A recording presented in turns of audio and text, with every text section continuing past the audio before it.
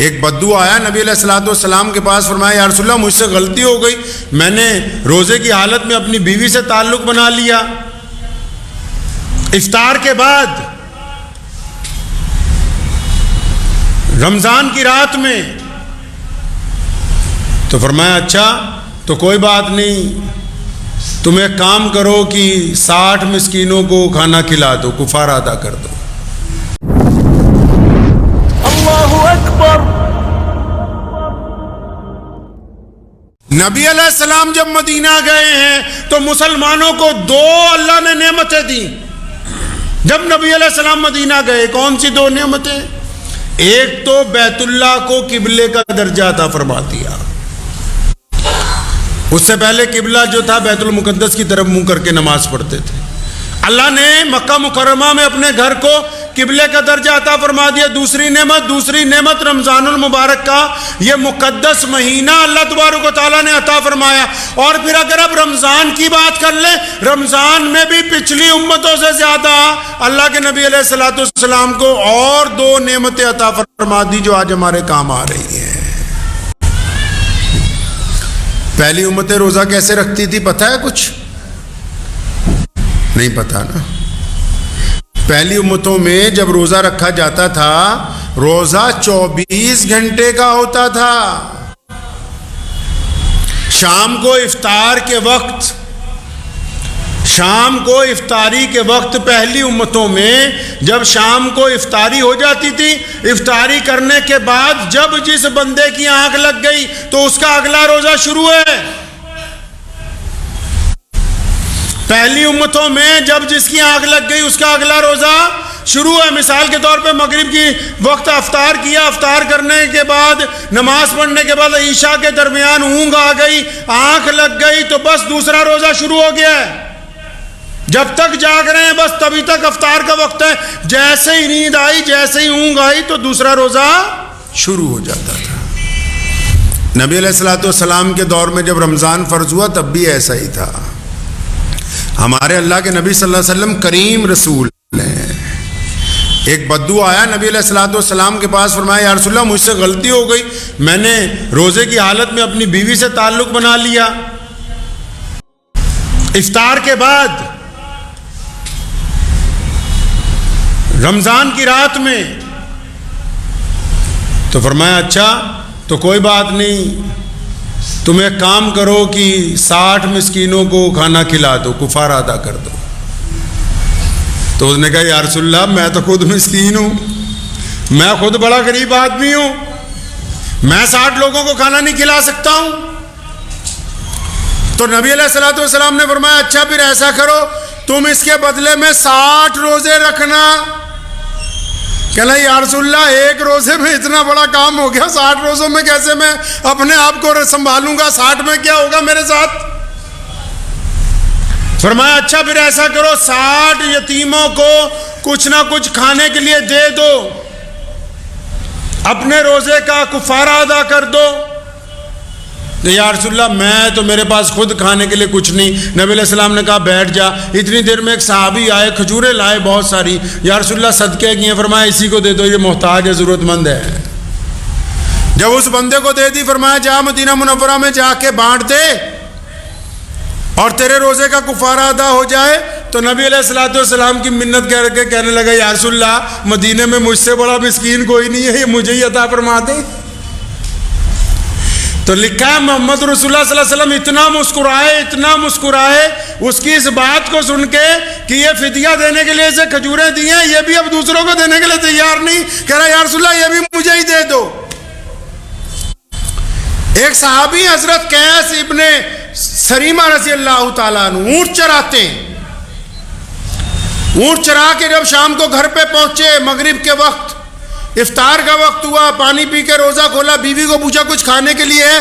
کہنے لگی نہیں کچھ اتنا گھر میں کچھ ہے نہیں، لیکن آپ کیونکہ تھکے ہوئے آئے ہیں آپ رکو، میں کچھ بناتی ہوں آپ کو کھلاؤں گی، میں انتظام کر لوں، پڑوسیوں سے کچھ لے لوں۔ اب وہ جو سامان اکٹھا کرنے لگی کچھ بنانے کے لیے تو اتنی دیر میں قیس کی آنکھ لگ گئی۔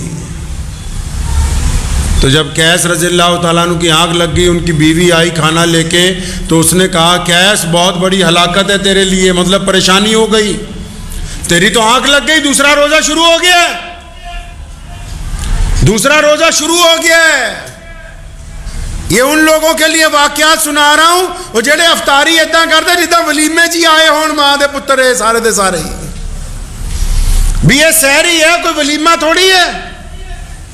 یہ ان لوگوں کو بتا رہا ہوں کہ اللہ تبارک و تعالیٰ کے نبی علیہ السلام نے کتنی بڑی نعمت عطا فرمائی ہے۔ جب قیس کو پتہ لگا کہ دوسرا روزہ شروع ہو گیا، اب تو کچھ کھا پی نہیں سکتے، روزہ رکھ لیا، نیت کر لی۔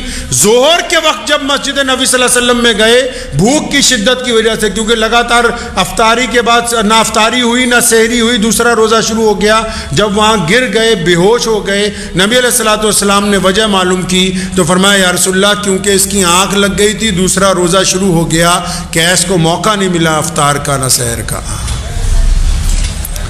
نبی علیہ الصلوۃ والسلام کا دل تڑپ اٹھا۔ اللہ تعالیٰ نے پھر قرآن پاک میں جبرائیل علیہ السلام کو بھیجا پیارے نبی صلی اللہ علیہ وسلم کے پاس کہ جا کے میرے محبوب کو کہہ دو، پہلے تو ایسا نہیں تھا پہلی امتوں کے لیے، لیکن آپ کی امت کو یہ شرف عطا کر دیا، محمد رسول اللہ کی جوتیوں کے صدقے یہ سحری اور افطاری عطا ہوتی۔ فرمایا اے محمد صلی اللہ علیہ وسلم اپنی امت کو بتا دو کہ جب سورج ڈوب جائے گا تو جتنی چیزیں حلال ہیں وہ سورج نکلنے سے پہلے، سحری سے پہلے، صبح صادق سے پہلے، اب یہ جو رات کا وقفہ ہے، اے سونے رسول ہم نے تیری امت کے لیے تمام چیزیں حلال کر دی، جس طرح مرضی کھاؤ پیو، اپنی بیویوں کے پاس جاؤ، اب تمہارے اوپر کوئی پابندی نہیں ہے۔ یہ محمد الرسول اللہ صلی اللہ علیہ وسلم کی محبتوں کی بدولت، پیارے نبی علیہ الصلوۃ والسلام کی دل کی ان دھڑکنوں کی بدولت جو امت کے لیے ہمہ وقت درد مند رہتی تھی، اللہ نے دیکھا کہ میرا محبوب پریشان ہو رہے ہیں صلی اللہ علیہ وسلم، ان کو تکلیف پہنچ رہی کہ میری امت کے لوگ نہ سحری اور افطاری میں وقت نہیں نکال پاتے، ہم کو افطاری بھی عطا کر دی، سحری بھی عطا کر دی، رات بھر بھی عطا کر دی، اور پھر یہ نماز تراویح جس کا آج کل کچھ لوگوں نے تماشا بنایا، کئیوں نے ابھی 6 دن کا قرآن ختم کروا دیا، اب یہ 6 دن کے بعد یہ جو نوجوان ساری رات سڑکوں پر پھریں گے، اب 6 دن کے بعد جنہوں نے یہ بات بنا لی کہ ہم نے قرآن سن لیا اب ہم تراویح پڑھنے نہیں جائیں گے، میں ان ملاؤں سے پوچھتا ہوں جو 6 دن کا قرآن سنانے کے لیے کمر بستہ ہے صرف چند چندے کے سکوں کے لیے، کہ نماز تراویح وہ نماز ہے جس کے ایک سجدے پر 1500 نیکیاں محمد الرسول اللہ کے حکم پر عطا ہوئی ہیں، تم آج اس کے ساتھ کھلواڑ کر رہے ہو، قیامت کے دن کیا تمہارا گریبان نہیں پکڑا جائے گا؟ پکڑا نہیں جائے گا۔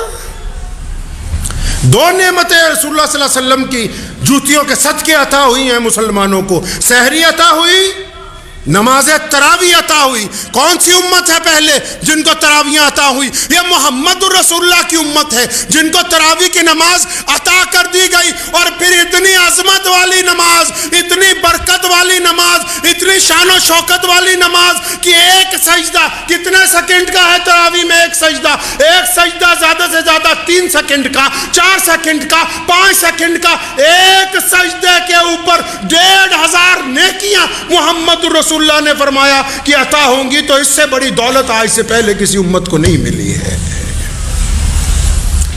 یہ ایسے ہے جیسے آپ اعلان کرتے ہیں کہ ہماری مسجد میں نماز پڑھنے آؤ 1500 روپے ملیں گے ہر ایک سجدے کی، ایسے ہے یہ نعمت جس کا کھلواڑ اڑا رہے ہیں کئی لوگ کہ جی چندہ نہیں ملے گا فلاں مدرسے کو اگر انہوں نے 6 دن میں ختم قرآن نہیں کرایا۔ جانا تو اپنی اپنی قبر میں ہے۔